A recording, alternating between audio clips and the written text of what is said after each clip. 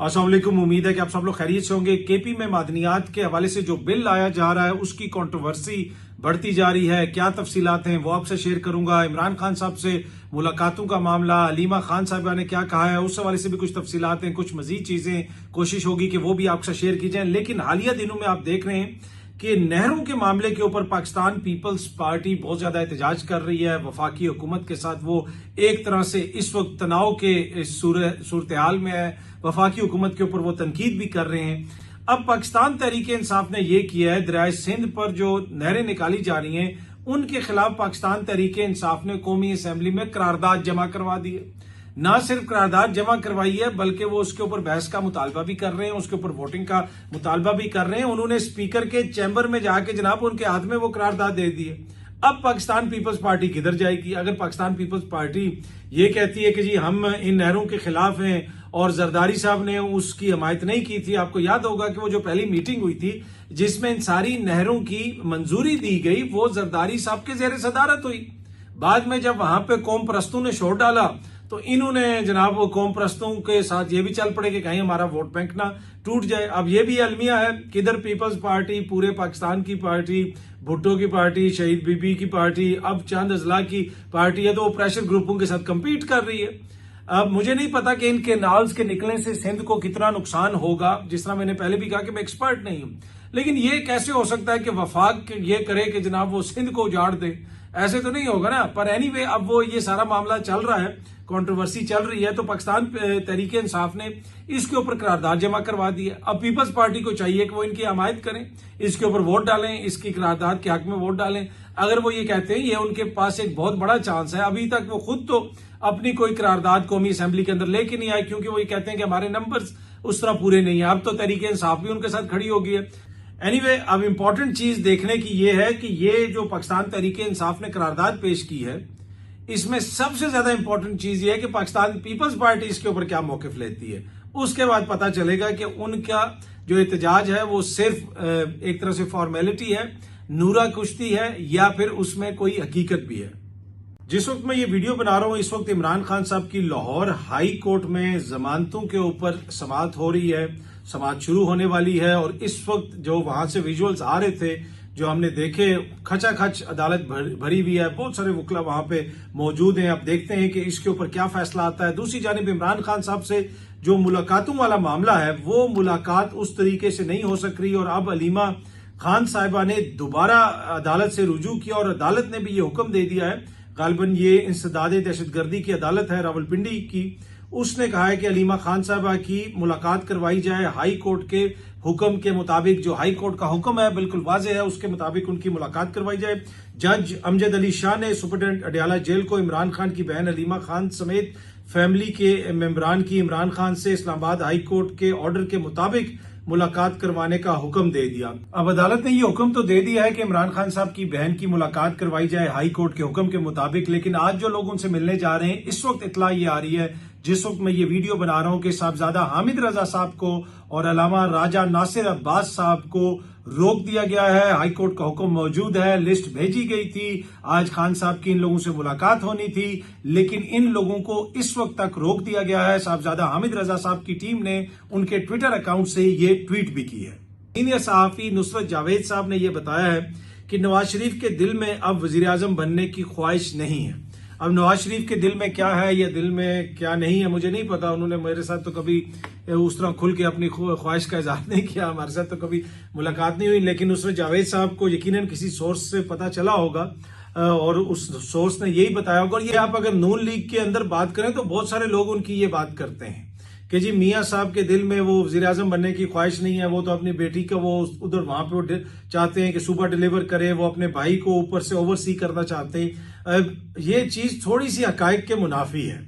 हकायक के मुनाफी ये है कि मियां साहब जब आए थे वो आए वजीर आजम बनने थे, और ये मैं नहीं कह रहा या कोई और सहाफी नहीं कह रहा, मियां साहब के दिल की ख्वाहिश पाकिस्तान के तमाम न्यूज़पेपर्स की फ्रंट लाइन के ऊपर एज ए इश्तिहार छापा गया था, लेकिन दिखाया ऐसे गया था कि जैसे ये कोई वो खबर है कि वजीर आजम नवाज शरीफ और इनका हर बंदा, मैं आपको हल्फन कह रहा हूं, इनके जितने सीनियर रहनुमाओं से मेरी बात हुई उन सब ने कहा कि मियां साहब चौथी दफा वजीर आजम बनेंगे।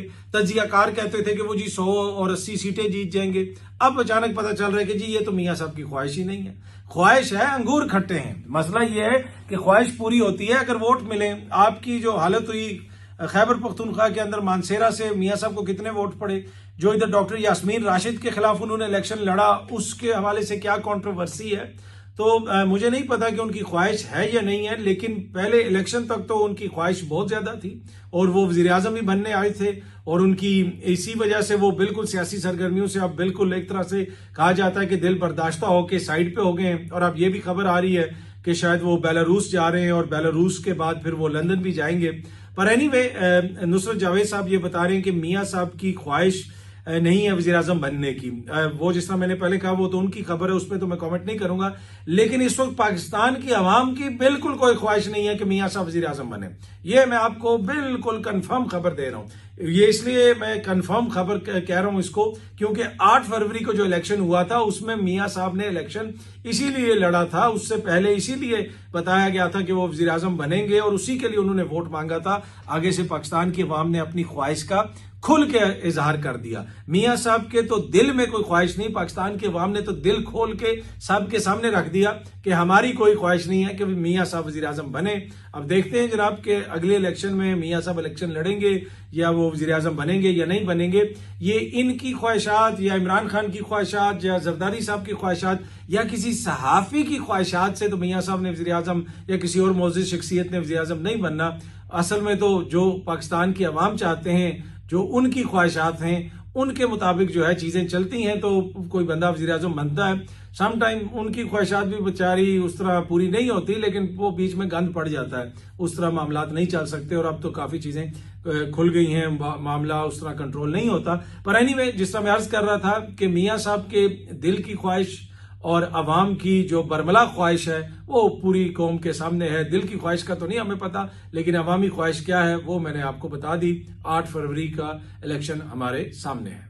सलमान अकरम राजा साहब के हवाले से शेर अफजल मरवत साहब ने एक बड़ी दिलचस्प बात की है। उन्होंने कहा कि जिस रफ्तार से सलमान अकरम राजा एक्शन ले रहा है, लगता है कि अनकरीब वो इमरान खान के खिलाफ भी एक्शन ले लेगा। ये उन्होंने एक तरह से तंज की है।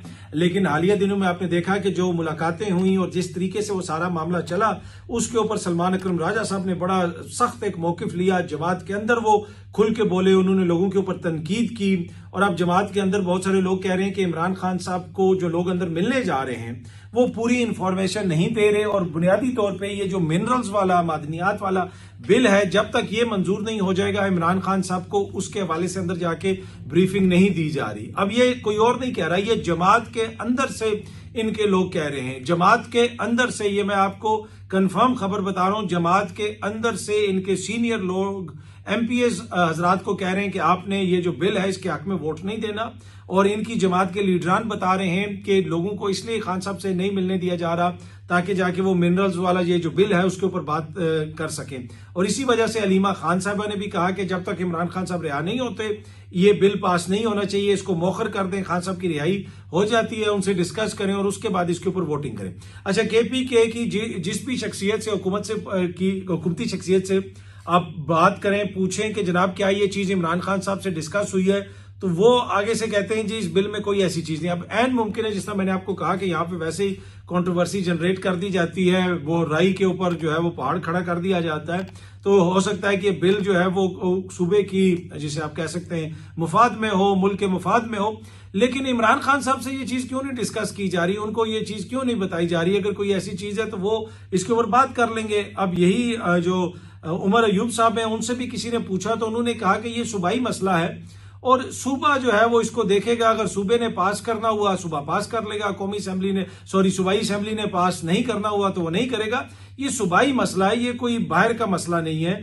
ये वो जिसे आप कह सकते हैं कि वफाक का मसला नहीं है, हमारा मसला नहीं है, हम तो मरकजी क़यादत हैं। अब ये बात उमर अयूब साहब ने तो कही है, ये सामने आप देख सकते हैं कि मादनियात बिल पास करना सूबाई असम्बली और सूबाई हुकूमत का मामला है। इमरान खान की क़यादत में पाकिस्तान मुत्तहद है। अब ये बात तो ठीक है कि ये मामला जो है वो सूबाई है, लेकिन डॉन न्यूज में जो आज रिपोर्ट हुआ है, ये सामने आप देख सकते हैं, ये पूरी खबर है इस बिल के हवाले से कि कंट्रोवर्सी जनरेट हो गई है, क्रिटिसिज्म हो रहा है पाकिस्तान तहरीक इंसाफ के लोगों के ऊपर। और इस डॉन न्यूज के इस न्यूज आइटम के अंदर अगर आप देखें तो इसमें लिखा हुआ है कि जनाब जो एक मिनरल्स और माइंस डिपार्टमेंट है खैबर पख्तूनख्वा का, उसके एक ऑफिशियल ने डॉन न्यूज को यह बताया कि जनाब ये बिल आया था वफाक से, उन्होंने भेजा था, हमने फिर वापस भेजा, फिर उन्होंने भेजा, इसमें हमने कोई तब्दीली वगैरह भी की है। तो ये उमर अयूब साहब कह रहे हैं कि ये सूबाई असेंबली का मामला है, तो फिर वफाक क्यों बिल भेज रहा है? और यही बात कल सलमान अकरम राजा साहब ने भी एक टीवी प्रोग्राम में कही, एबीएन के प्रोग्राम में, अलीना शिकरी साहिबा के प्रोग्राम में, कि भाई वफाक क्यों भेज रहा है बिल। उन्होंने कहा कि ये वफाक ने भेजा है, तो उस वक्त तो ये बात क्लियर नहीं थी और मैंने उसी वक्त अर्ज किया था कि ये बहुत बड़ा दावा है, बहुत बड़ी पेशरफ्त है कि अगर वफाक की जानिब से ये बिल भेजा गया। अच्छा, अब इसमें एक और इंटरेस्टिंग चीज है, अब वो इंफॉर्मेशन फिलहाल मिसिंग है कि क्या दीगर सूबों को भी ये बिल भेजा गया, क्या दीगर सूबे भी इसको पास कर रहे हैं? अगर दीगर सूबे भी पास कर रहे हैं और ये बिल उनको भी भेजा गया है, तो इट मीन्स कोई इसमें ज्यादा शायद कोई कंट्रोवर्शियल चीज नहीं है और सूबे इस कंक्लूजन पे पहुंचे हैं, और या फिर वो खुद कोई बिल लेके आ रहे हैं। ये अभी फिलहाल उस तरह क्लियर नहीं है। 18वीं तरमीम के बाद बहुत सारे मामला जो है वो सूबाई असेंबली देखती है, सूबाई हुकूमत देखती है, और वही उमर अयूब साहब ने कहा। लेकिन अब सूबाई एहलकार जो है वो डॉन न्यूज को ये बता रहे हैं कि ये बिल तो वफाक से आया है। और जो खैबर पख्तूनख्वा से ताल्लुक रखने वाले पाकिस्तान तहरीक इंसाफ के सीनियर लोग, इमरान खान साहब के पुराने साथी जो इस वक्त भी असेंबलियों का हिस्सा हैं, वो एमपीएस को कह रहे हैं कि आपने वोट नहीं देना इसके हक में। तो ये तो काफी ज्यादा इसके ऊपर कंट्रोवर्सी जनरेट हुई है। एट द सेम टाइम आलमी इंटरेस्ट भी है पाकिस्तानी मिनरल्स के अंदर। ये खबर आप देख सकें, आपको याद होगा कि जो यूक्रेन के सदर के साथ सदर ट्रंप ने किया, वो किस वजह से किया? वो कोई मिनरल्स का मुआहिदा करना चाहते थे और वो उस तरह मुआहिदा नहीं हो सका उनकी ख्वाहिशात के मुताबिक, और फिर उन्होंने वो उस डील से वो पुल आउट हो गए, और फिर जो ज़ेलेंस्की के साथ वहां पे हुआ वो तारीख का हिस्सा है। और अब भी यही खबर आ रही है, बल्कि अब तो अमेरिकन मीडिया भी रिपोर्ट कर रहा है कि पाकिस्तान ये कह रहा है कि US companies seek to invest in the countries untapped mineral sector. अच्छा, अगर कोई ऐसी चीज है जो यूएस कंपनियां आके यहाँ पे करना चाहती हैं तो अच्छी बात है। माजी के अंदर जब मशरिक वस्ता में तेल आया था तो वहां पे भी बाहर से आके कंपनियों ने बहुत सारी इन्वेस्टमेंट वगैरह की थी, लेकिन अगेन वही चीज है कि इससे पाकिस्तान को कितना फायदा होगा, इसके ऊपर एक डिस्कशन होनी चाहिए, ये सारी चीजें होनी चाहिए। और इस वक्त फिलहाल ये कंट्रोवर्सी जनरेट हो गई है, ये तनाजा बन गया है कि जैसे वफाकी हुकूमत की ख्वाहिश है कि इसको बिल्डोज किया जाए, जल्दी जल्दी इसको पास किया जाए, और अली अमीन साहब की हुकूमत भी हैंड इन ग्लव है उनके साथ, मुबैना तौर पे जो पाकिस्तान तहरीक इंसाफ के अपने लोग कह रहे हैं। ये खुदा ना खास्ता मैं या कोई और सहाफी नहीं कह रहा, ये पाकिस्तान तहरीक इंसाफ के अपने लीडरान कह रहे हैं, इनके अपने जो ग्रुप्स हैं उनके अंदर इनकी बहस हो रही है, एक दूसरे के साथ जो है तकरार हो रहा है। तो ये बड़ी इंपॉर्टेंट खबर जो आज डॉन न्यूज ने दी, कल जो सलमान अकरम राजा साहब ने कहा था, आज उसको उन्होंने कंफर्म किया कि ये जो बिल है ये वफाक की जानिब से भेजा गया है। अब देखते हैं कि इमरान खान साहब से इसके ऊपर मुशावरत होती है या नहीं होती। जिस तरह मैंने पहले अर्ज की कि तहरीक इंसाफ की सोर्सेज क्लेम कर रही है कि जब तक ये बिल पास नहीं हो जाएगा इमरान खान साहब से सही तरीके से मुलाकात नहीं करवाई जाएगी। और जो लोग अभी तक जाके खान साहब को मिले उन्होंने इस बिल के ऊपर खान को ब्रीफिंग नहीं दी और खान साहब का मौकिफ इस बिल के ऊपर जानने की कोशिश नहीं की, और ऐसा मुबैना तौर पे जानबूझ के किया गया है। ये पाकिस्तान तहरीक इंसाफ की अपनी सीनियर क़यादत, उनके अपने लोग जो हैं वो ये कह रहे हैं। एक और खबर जी, लाहौर हाई कोर्ट में कोई दरखास्त दायर की गई थी कि इसहाक डार साहब की जो नायब वज़ीर आज़म के ओहदे पर तकर्री है उसके खिलाफ कोई दरखास्त दायर की गई थी कि ये आईनी नहीं है या कानूनी नहीं है। उस दरखास्त को मुस्तरद कर दिया गया। माजी में भी नायब वज़ीर आज़म का ओहदा रह चुका है, इवन परवेज इलाही साहब नायब वज़ीर आज़म रह चुके हैं। तो ये एक ऑनररी टाइप का एक ओहदा होता है ताकि पोर्टफोलियो को इंपॉर्टेंस देने के लिए ये ओहदा दिया जाता है। और दुनिया के मुख्तलिफ ममालिक के अंदर वक्तन हम देखते रहते हैं कि ये ओहदा कभी पॉपअप होता है और कभी एकदम से गायब हो जाता है। इवन के बरतानिया में एक दौर में जब कोलिशन हुकूमत थी, निक क्लेग साहब जो लिबरल डेमोक्रेटिक पार्टी के सरबराह थे, वो टोरी पार्टी के साथ मिलकर उन्होंने हुकूमत बनाई और वो बन गए जनाब नायब वज़ीर आज़म।